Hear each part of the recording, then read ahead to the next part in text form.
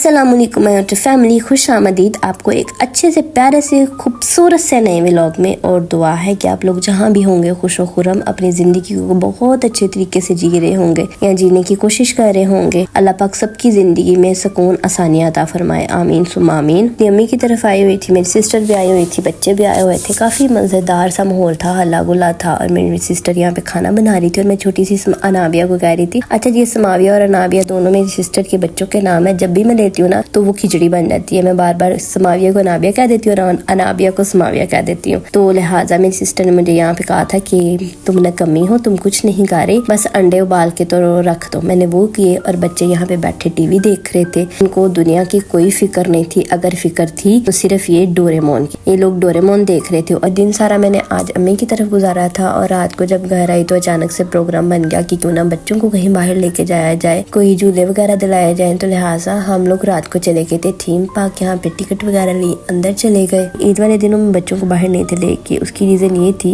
कि गैदरिंग बहुत होती है, रश बहुत होता है, तो हमने सोचा था बाद में जाएंगे। लेकिन आज भी जब हम आए थे इतना ज्यादा रश था। अभी ईद गुजर चुकी थी लेकिन दुनिया ऐसे थी जैसे आज भी ईद है। अच्छा, मेरे से ना किसी ने कमेंट बॉक्स में पूछा था कि आप लोगों को फेस कैसे करती हैं। देखिए, जब आप लोग जिंदगी के इतने तल्ख रवैये, इतने तल्ख लहजों और इतनी मुश्किलात से गुजरती है ना, जब आपका कोई साथ नहीं देता।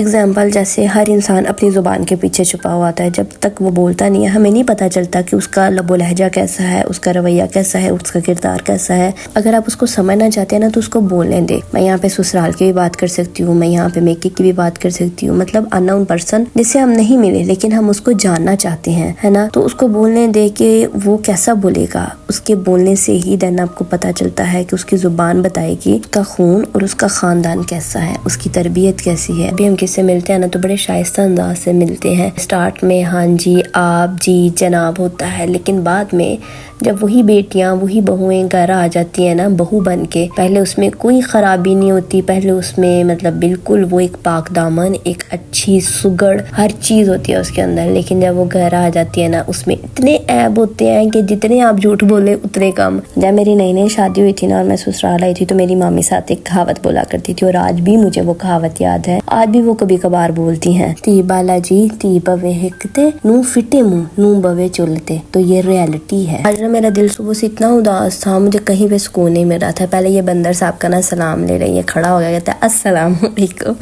तो खैर मेरा कहीं दिल नहीं लग रहा था। मैंने सोचा कि अब मैं नंदों की तरफ चल जाऊँ। फिर बाद में मैं नंदों की तरफ चली गई जो कि बड़ी मज़ेदार सी हैं। इनके साथ थोड़ा सा यहाँ पे एंजॉय किया, आइसक्रीम वगैरह खाई, बच्चों से थोड़ी सी बातें बुतें की। फिर भी दिल नहीं लग रहा था। फिर सोचा यहाँ पे कहीं खामोशी वाली जगह पे जाऊँ जहाँ पे थोड़ी देर बैठ के अपने दिल को, अपने आप को समझाऊँ कि तुम्हें क्या मसला है, तुम्हें क्यों नहीं सुकून आ रहा। मैं सुबह से फिर रही थी बस, लेकिन फिर भी ना जैसे बंदे को कहते हैं ना कभी कभार सुकून नहीं मिलता। देन मैंने सोचा कि कहीं खामोशी वाली जगह पे जाया जाए जहाँ पे मुझे थोड़ा सा सुकून मिले। यहाँ पे मुझे भी रिसेंटली ना कोई ऐसा जैसे बंदे को दिल दुखता है ना, मुझे ऐसे आ रहा था। रिश्तों के ना नाम नहीं होते, मुकाम होते हैं। और मेरे ख्याल में अगर कोई एक बार इस मुकाम से गिर जाए ना तो आप बार बार कहना नहीं ये अच्छा है, दिल का अच्छा है वैसे जुबान का बुरा है, दिल का अच्छा है वैसे घर से बाहर निकाल देता है, दिल का अच्छा है वैसे गंदी जुबान बोल देता है, दिल का अच्छा है वैसे किचन से बाहर निकाल के दरवाजा बंद कर देता है। सबसे तकलीफदेह चीज वो होती है जब आपकी औलाद को आपसे छीना जाए और आपको घर से निकाला जाए। तो मुझे नहीं लगता कि उस मुकाम पे, उस स्टेज पे आके को कहा जाए कि वो बंदा तो अच्छा है लेकिन वो दिल का बुरा नहीं है, जुबान का बुरा है।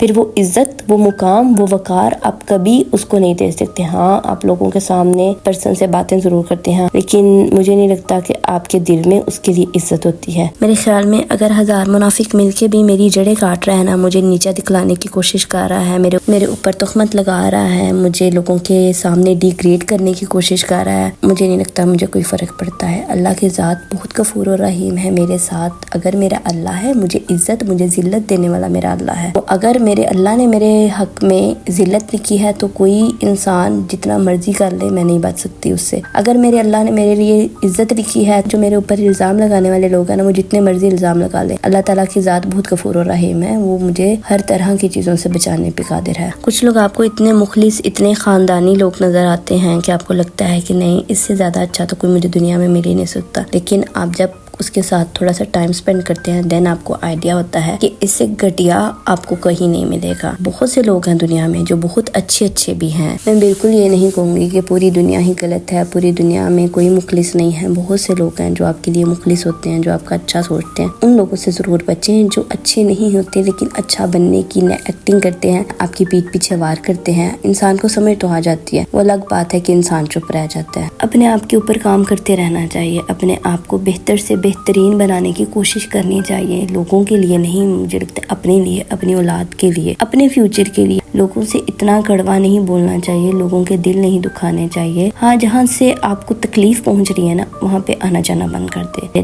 जैसे कि मुझे अब कहीं से जहाँ से मुझे तकलीफ मिलती है ना, वहाँ जाना बंद कर देती हूँ। मैं कोशिश करती हूँ कि मैं घर रहूँ, अपने कमरे में रहूँ। छोटा सा मुन्ना सा मेरा सब्सक्राइबर मेरा था, जिसकी सिस्टर मेरे व्लॉग देखती हैं और मुझे कह रहा था आप ही मेरी सिस्टर आपके व्लॉग देखती हैं और मैंने आपको देखा वीडियो बनानी है, तो मैंने सोचा आप ही से सलाम ले लो। मैंने कहा बहुत शुक्रिया आपका, मुझे इतनी खुशी हो रही थी इससे मिलके। जब ऐसा ऐसा लोग आपसे जुड़ते हैं, आपसे बातें करते हैं, आपसे मिलते हैं, तो मुझे लगता है ये बड़ी मज़ेदार सी फीलिंग होती है। ये मेरे साथ पहली दफ़ा हुआ था। मुझे इतना अच्छा लगा था कि किसी ने मुझे जाना और मेरे कंटेंट की इतनी ज़्यादा तारीफ की। पार्क में जाने के बाद, आपसे इतनी ज़्यादा बातें करने के बाद मुझे थोड़ी सी रिलैक्सेशन फील हो रही थी, तो मैंने सोचा कि 280 वाली शॉप से होके जाया जाए। ये 280 वाली शॉप है, यहाँ पे इतनी मज़ेदार सी, इतनी प्यारी प्यारी पेंटिंग नज़र आ रही थी मुझे, जो कि मैंने पहले ना 2-3 दफ़ा ख़रीदी भी है। फिर भी मैं घर की ना थोड़ी सी सेटिंग वगैरह चेंज करने का सोच रही हूँ। मैं सोच रही हूँ कि ईदें वगैरह इकट्ठी हुई हैं, पैसे यहाँ वहाँ खा पी के लग जाना है, तो मैं सोच रही हूँ घर का पेंट करवाया जाए, घर का क्लीन चेंज करवाया जाए। इतनी देर हो रही है, मुझे ना मेरा कमरा थोड़ा इरिटेट कर रहा है। मेरा दिल कर रहा है कि मैं इसकी लुक चेंज करूँ, इसको दोबारा से हर चीज़ को चेंज करूँ, जो मेरे बस में हो मैं चीज़ें चेंज करूँ। फूलदान, पेंटिंग जैसे इस तरह की चीज़ों का मुझे शौक है। मेरा दिल करता है कि चीज़ें अच्छी तरीके से मैनेज करके रखूँ। मैं जब भी कोई चीज़ देखती थी ना, मेरी सुई आके पेंटिंग पे ही रुकती थी। मुझे ये इतनी अच्छी लग रही थी, इतनी प्यारी लग रही थी, मेरा दिल कर रहा था मैं ज़्यादा सारी खरीद के ले जाऊँ। मैंने पहले भी अपनी वॉल पे लाके ये लगाई हुई हैं, मुझे बड़ी प्यारी लगती हैं ये छोटी छोटी क्यूट सी पेंटिंग। पे और भी बहुत सी अच्छी अच्छी चीज़ें थी, जैसे कि शीशे के बर्तन थे, टॉयज थे,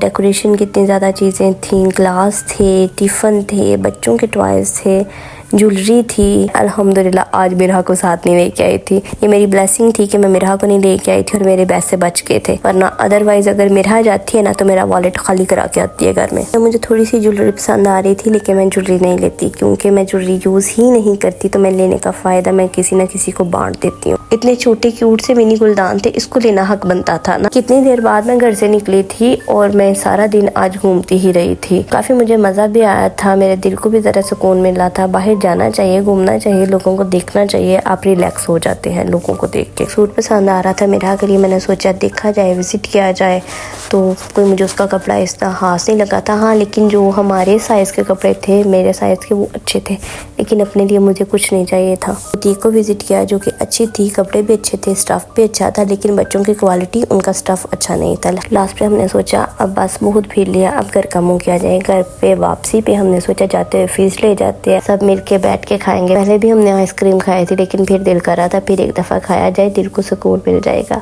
रास्ते में कितने लोगों की शादियाँ थी, हम लोग पैदल ही आ रहे थे, इतने लोगों की शादियाँ थी, इतने लोगों के घरों के बाहर लाइटें लगी हुई थी। अल्लाह ताला नसीब अच्छे करे सबके, आमीन सुम आमीन। कमेंट बॉक्स में बिल्कुल ये बताना नहीं भूलिएगा कि आपको मेरा आज का व्लॉग, मेरी आज की बातें कैसी लगी, दुआ में याद रखिएगा और प्लीज़ चैनल को लाइक, शेयर, सब्सक्राइब करना बिल्कुल नहीं भूलिएगा। फी अमानिल्लाह।